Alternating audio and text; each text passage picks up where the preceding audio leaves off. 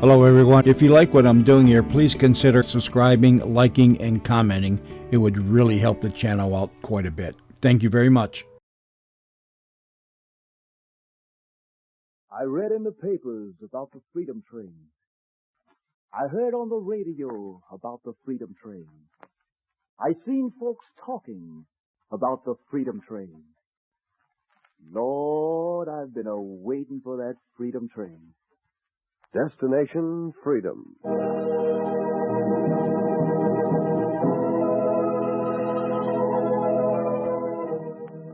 The Chicago Defender and station WMAQ bring you Destination Freedom, dramatizing the great democratic traditions of the Negro people, interwoven in the pageant of history, and a part of America's own Destination Freedom.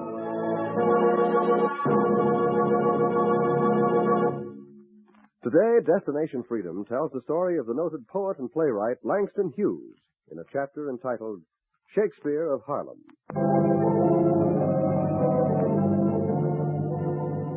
Lord, I've been a-waiting for that Freedom Train. He'd been waiting a long time for Freedom Train.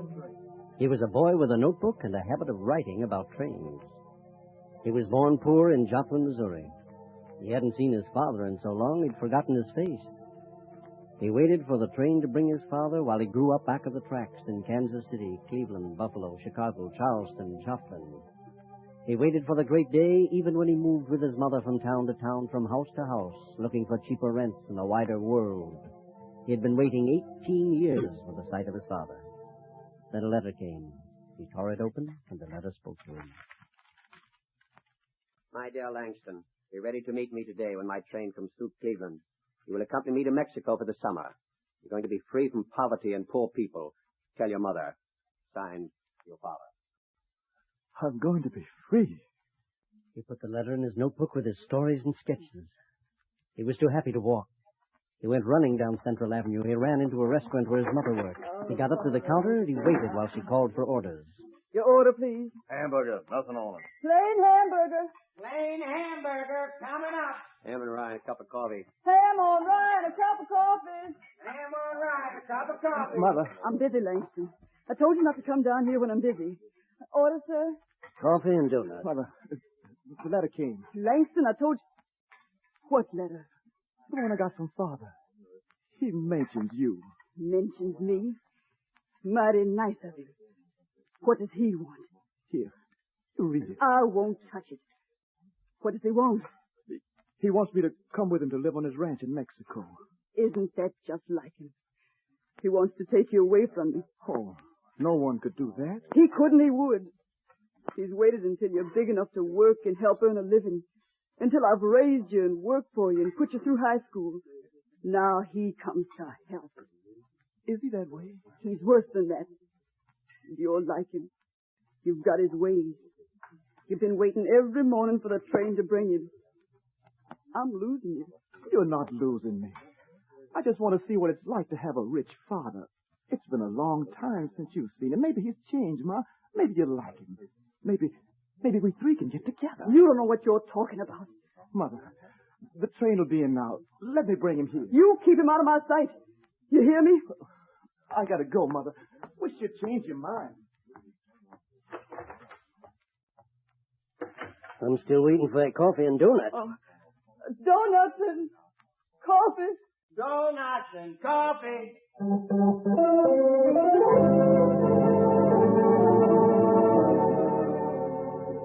While the waitress worked, her son went out to see if he could close the odd gap between father and mother.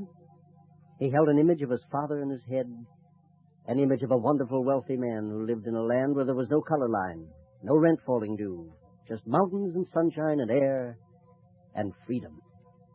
He went through the train station looking for his image. No one fitted that dream. He looked until the crowd grew thin and then he gave up and walked toward home. As he turned a corner...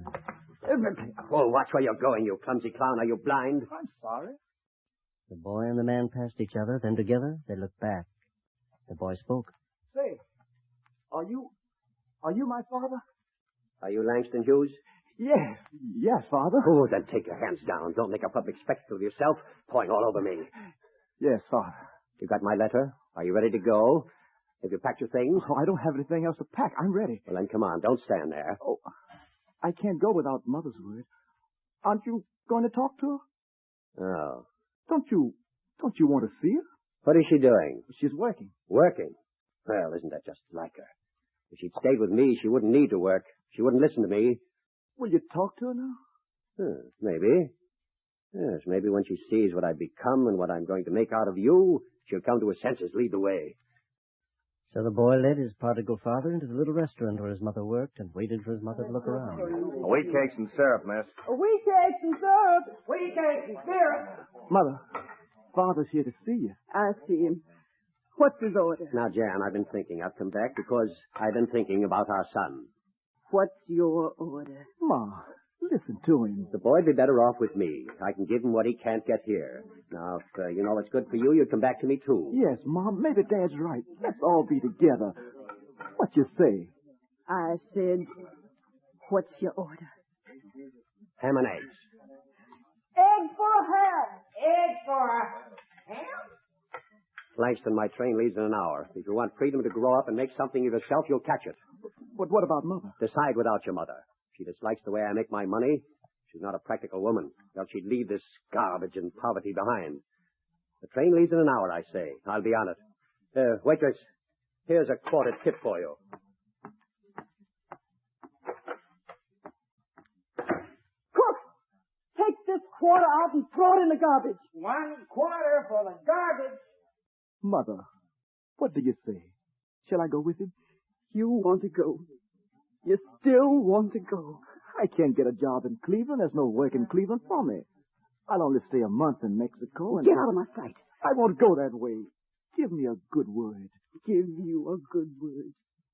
What good are you to anybody? I thought I brought you up with some fight and fire in your veins. But you've got fear in them. You were going to leave your mark on the world. Now you've grown. Go out on your own. Forget the way you grew up. Forget the promises of things to do and things to look into and things to fight for. We can get that with Father. Then you belong with him. I don't know where I belong. Then find out. Go follow the devil. Catch your train. Give me the word. Is it all right with you? Go on. Give me the word, Ma. I'll give you nothing. Take your books and your pencils and your promises. Go on. Catch your train. Hey, waitress, how about the wheat cakes and bacon? Wheat cakes and bacon. Wheat cakes and bacon.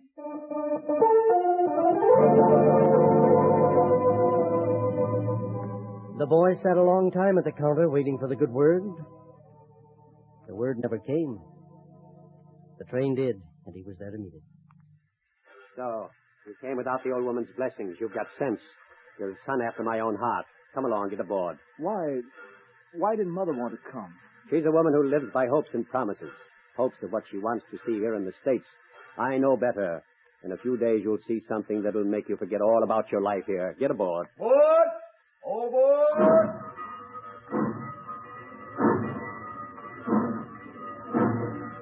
The boy got on board. The train rolled across the fields and plains and sang out at night on its way to Mexico. It crossed the old Mississippi, and the boy with the notebook looked down at the muddy river flowing towards the heart of the South and wrote down what he felt of rivers to show to his father. And the long ride seemed to settle questions inside him, questions of who he was and where he wanted to go. And when the train crossed the border, a part of the boy was left behind in Cleveland, in Kansas, in rented rooms, in the streets. His father wanted that part. You're starting a new life, Langston. It's time to stop daydreaming. Have I been daydreaming? Since the day you get off the train. All you've done is wander about the villages with a notebook in your hands, then up and down the streets with the Indians and the peons. You are the son of the wealthiest rancher in the region. You're not a Negro in the United States anymore. You keep away from the peons. Well, I liked them, Father. They were teaching me Spanish. I'll do the teaching hereafter. Today, boy, we'll get down to business. We'll ride over the ranch, and I'll show you what your future will be. We'll start now. Father. Oh, yes, Langston? Well, I wrote something I'd like for you to read. I want to talk to you about it. What is it? Well, it's little... Well, what are you stammering for? If you've got nothing to say, close your mouth. Yes, Father. When there's something on your mind, say it. When there's nothing, be quiet. Now go saddle the horses. When you see what I've planned for you, you'll have something to talk about. The boy put away his notebook and pencil. He saddled the horses. It was quiet while they rode up along the mountain passes until his father pulled up. Oh now. Oh, boy. Oh. We can see almost everything. There it is. Is all of this yours? There's more on the other side, the copper mines. What do you think of it? I've never seen anything so beautiful. It brings in 1,000 a week. That's the beauty of it. Now do you see why I wanted you out of the United States? Your mother could have all this, and she left me to raise you to be a fighter, she says. Is that why she left you? Partly. You're 18, and we can talk man to man now.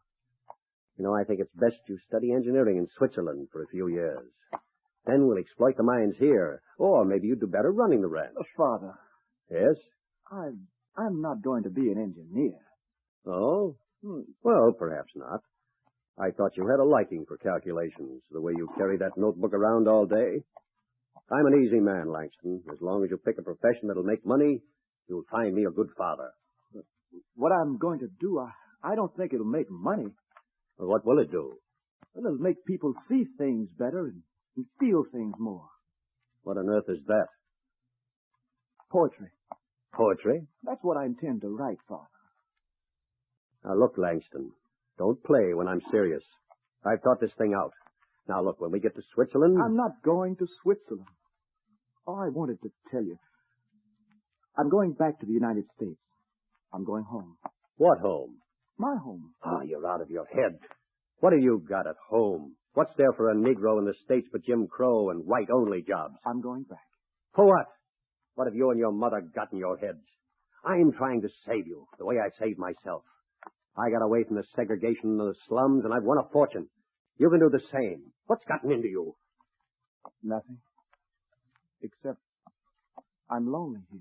Well, there are other wealthy ranchers with sons. You can associate with them. I don't want to be with them. I'm going where my roots are. Roots? When I crossed the Mississippi, I got the feeling then of who I was and where I was going. I wrote it down. Will you read it? You've got your mother in you. I've got the river in me. When I crossed it, the words came to me that I have known rivers. I have known rivers ancient as the world and older than the flow of human blood in human veins. My soul has grown deep like the rivers. I bathed in the Euphrates when dawns were new. I built my hut near the Congo, and it lulled me to sleep. I looked upon the Nile and raised the pyramids above it. Oh, I heard the singing of the Mississippi when Abe Lincoln went down to New Orleans. And I've seen its muddy bosom turn all golden in the sunset. I have known rivers, ancient, dusky rivers. My soul has grown deep like the rivers.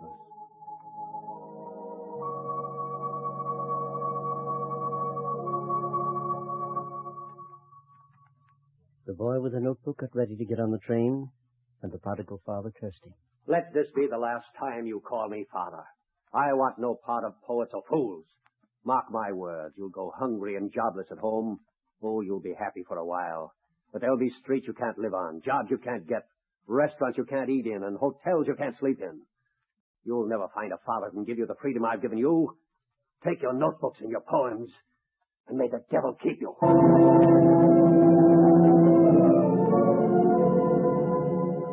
The boy with the notebook took the curse and the train and went back over the bosom of the Mississippi. He crossed it and went to New York and rode the subway to Harlem and got off hungry for friends and stood wide-eyed in the sunshine while his people, black, brown, beige, white, walked by. He wanted to shake hands, to speak, to laugh, to talk. Hey, hello. Hello, my name is Langston. What's yours? Well, of all the fresh things, you see that, Joe? Why don't you do something? I just want to meet somebody. My name is... Well, don't be showing me your teeth, Jack. I ain't no dentist. Go to the clinic. Come on, baby. I just want to talk to somebody. Oh, hello. Well, what do you know, country? What's on your mind? You looking for a place to stay, country? Yeah. You stay with me. I run on the railroad. Out 4 days, in 3. I got plenty of room. Thanks. You ain't a bad guy, country. Ain't bad at all. He's a little square, but I'll put his boots on. Actually, honey, say you all right, Jack. You come stay with me, huh? Sure. Hey, what's your name, fella? Hughes. Langston Hughes. Yeah, but I'm going to call him Shakespeare on account of he's always scribbling something. Shakespeare, meet Smitty. Yeah, give me some skin, Shakespeare. Atta boy. Oh, what you writing about? Have a drink. Drown yourself, Jack. Drown yourself. Hey, guys, here's Shakespeare. And they took him in, and he drowned himself in the people. He got lost in the sea of people. He took up his beat on the Harlem streets. His notebook was a fishing net, and it caught songs he heard. Did you ever try living on 2 bits minus 2? Did you ever try living on 2 bits minus 2? Why don't you try it, folks? See what it would do to you. He picked up a suicide note that said, The calm, cool face of the river asked me for a kiss. and he wrote down an epitaph for a dead man. Tell all my mourners to mourn in red, 'cause there ain't no sense in my being dead. And he saw good times roll and bad times crash about him. He came to the times his father had predicted. He came to the times when he was hungry, jobless, and when he wrote about the weather. This is earthquake weather. Honor and hunger walk lean together. He looked for jobs to keep alive, and the words of the prodigal father came true. He found the restaurants he couldn't eat in, streets he couldn't live on, the hotels he couldn't sleep in. But one day he went to a jobber's office in Washington, D.C. to answer an ad he saw in the papers. Excuse me, sir. Mister, I saw your ad in the paper. It said you wanted a hotel clerk. You knew I can find one? Well, in college I took quite a bit of bookkeeping, sir. I thought maybe I could fill the job. Mm-hmm. You got good sense? Well, I suppose. Well, that ad said white clerk, didn't it? Said plain as day, white clerk. Is that right? That's right. Well, I guess they won't hire me then. I'll shove off. Oh, say. Yeah? Come to think of it, that hotel can use you. Are you sure? Why, sure. They need a busboy to handle the dishes. You go on over. Thanks. Oh, don't mention it. Just tell Smitty, dear. He's the head waiter. Tell him I sent you. You'll be stacking dishes in no time. Just tell him I sent you.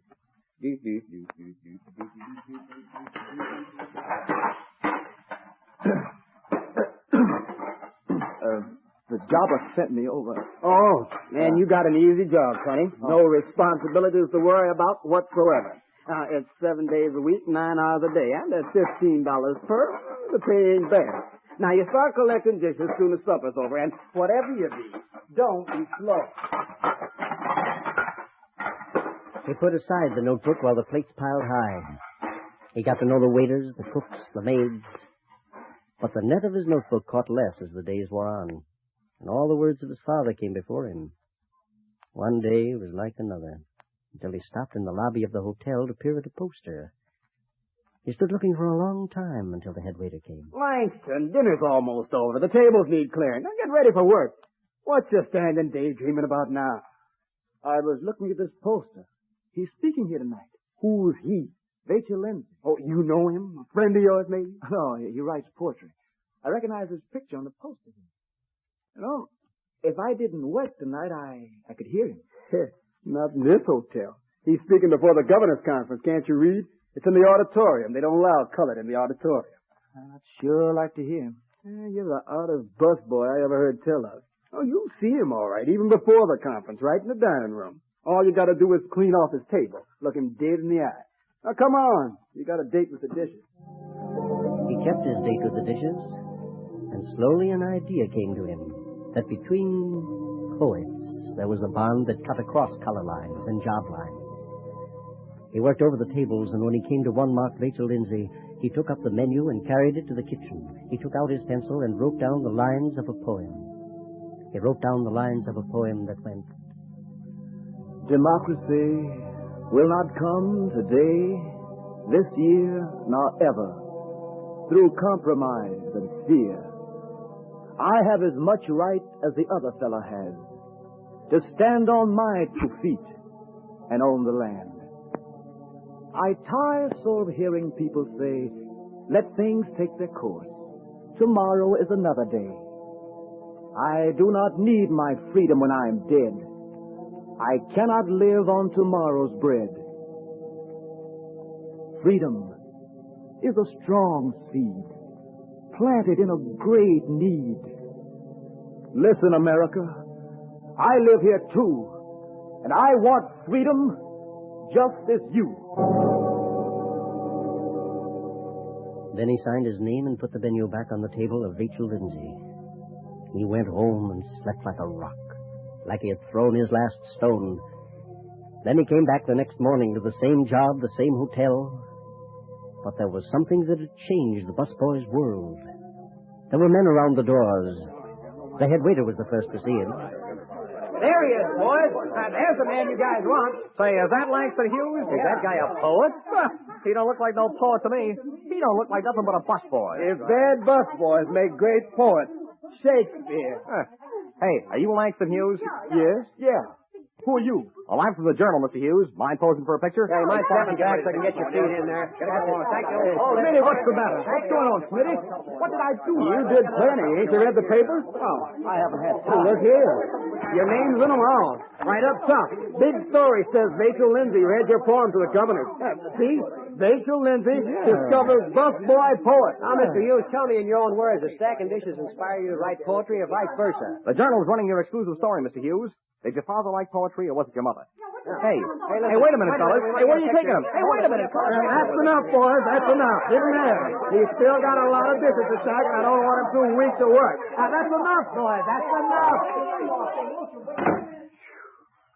There now. I'll give you time to breathe. Yeah. Thanks for pulling in, you, Smitty. Sure. To think all this time I've been pushing a poet around. Oh, he was looking for you. He? Yeah, this Lindsay guy. Came back and left a letter for you. What's it say? Yours? You read it. Yeah. He opened the letter, his hand shaking. He opened it, and the letter spoke. Dear Langston, do you mind if I call you my son? Most young poets call me father, and I want you in my family. You said it right. Earthquake weather has come down on the world. Most men are not free. Honor and hunger do go together.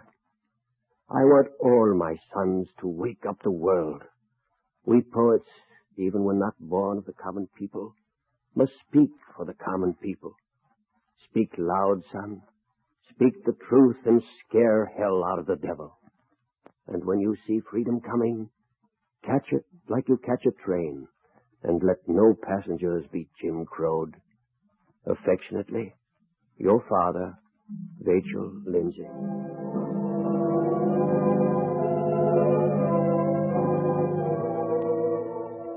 There was a new joy in the heart of the boy with the notebook, and he carried it with him now wherever he went, and he slipped into it whatever he wrote.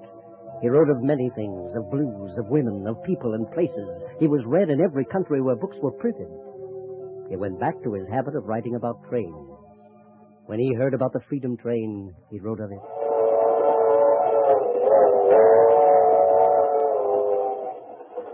I read in the papers about the Freedom Train. I heard on the radio about the Freedom Train. I seen folks talking about the Freedom Train. Lord, I've been waiting for that Freedom Train. Down south in Dixie, only train I see's got a Jim Crow car set aside for me. I hope there ain't no Jim Crow cars on the Freedom Train. No backdoor entrance to the Freedom Train. No white folks only on the Freedom Train. I'm going to check up on this Freedom Train. Who's the engineer on the Freedom Train?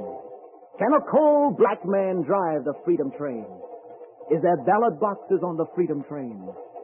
Do colored folks vote on the Freedom Train?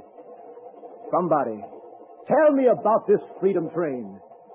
If my children ask me, Daddy, please explain why there's Jim Crow cars on the Freedom Train. What shall I tell my children? You tell me. 'Cause freedom ain't freedom if a man ain't free. But maybe they explains it on the Freedom Train. When that train goes steaming through South Carolina, will them Greenville lynchers paid any mind? Or that 12-man jury that let them loose? Turn their heads and spit tobacco juice. When my old grandmother in Atlanta, 83 in black, gets in line to see the Freedom Train, will some white man yell, "Get back! Negroes got no business on the Freedom Train"? But, mister, I thought it were the Freedom Train. Her grandson's name was Jimmy. He died in Anzio. He died for real. It wasn't no show. This freedom that they are carrying on this Freedom Train, is it for real or just a show again? Jimmy wants to know about this Freedom Train. Will his Freedom Train come zooming down the track, gleaming in the sunlight for white and black? No stopping at no stations marked colored, white. Just stopping in the country, in the wide open air, where there never was no Jim Crow signs nowhere, no welcoming committees, nor politicians of note, no mayors and such for which colored can't vote. Nary a sign of a color line, for the Freedom Train will be yours and mine. Then, maybe from their graves in Anzio, the GIs who fought will say, "We wanted it so." Black men and white will say, "Ain't it fine? At home they've got a train that's yours and mine." Then I'll shout glory for the Freedom Train. I'll holler, "Blow your whistle, Freedom Train. Thank God Almighty, here's the Freedom Train. We'll all get aboard our Freedom Train."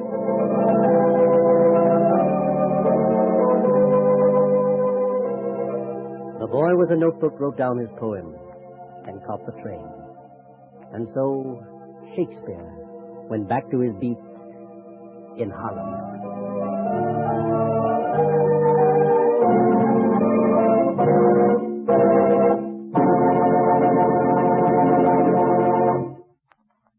You have just heard Destination Freedom's dramatization of Shakespeare of Harlem, the story of Langston Hughes. Destination Freedom is brought to you by the Chicago Defender newspaper and station WMAQ. Destination Freedom is written by Richard Durham and produced under the direction of Homer Heck. The poems heard in today's story were Freedom Train, Suicide Note, Wake, and Democracy, used by special permission of Langston Hughes.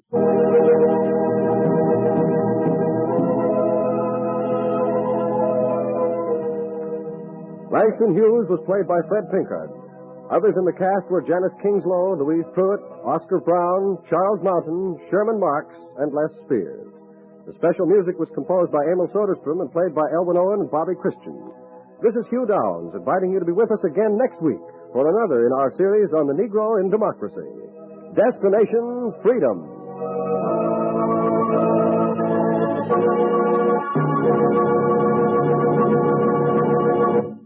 This is NBC, the National Broadcasting Company.